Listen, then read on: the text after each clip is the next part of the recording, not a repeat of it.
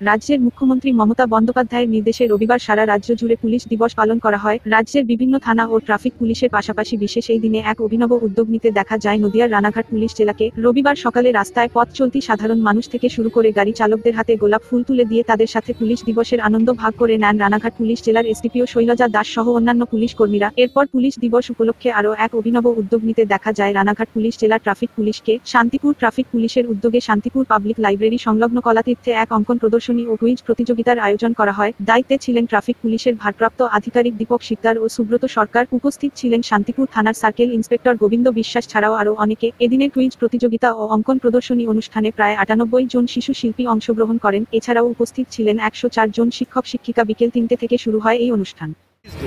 রাস্তা পথ চলতি মানুষ থেকে শুরু করে যারা বাইক চালাচ্ছে প্রত্যেকে পুলিশ কিন্তু সচেতন করছে এবং প্রত্যেক হাতে গোলাপ ফুল দিচ্ছে। পুলিশের উদ্যোগকে কি চোখে দেখছে? এই উদ্যোগকে কি চোখে দেখছে?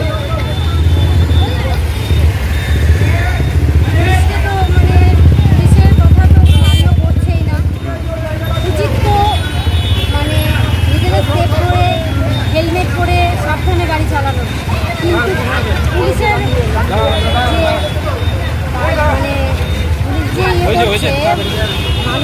পুলিশকে মান্যও করছে না, মান্যগণ্য করছে না, নিজেদের মতো নিজেরা চলার চেষ্টা করছে, যার জন্য এত দুর্ঘটনা হচ্ছে।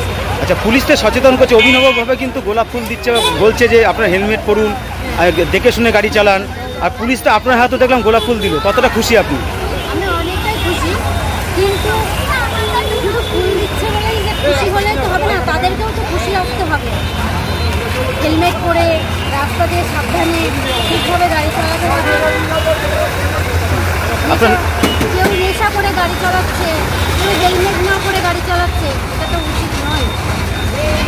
কি বলবেন আজকে পুলিশ ডে, কি বলবেন?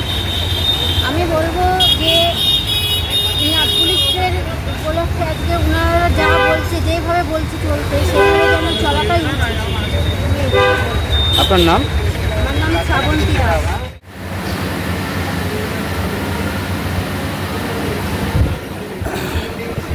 এদিকে এদিকে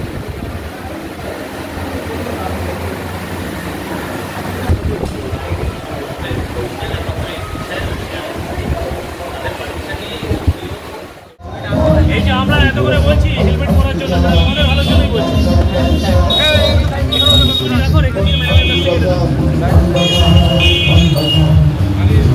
এই সর, তুমি সরো, হ্যাঁ।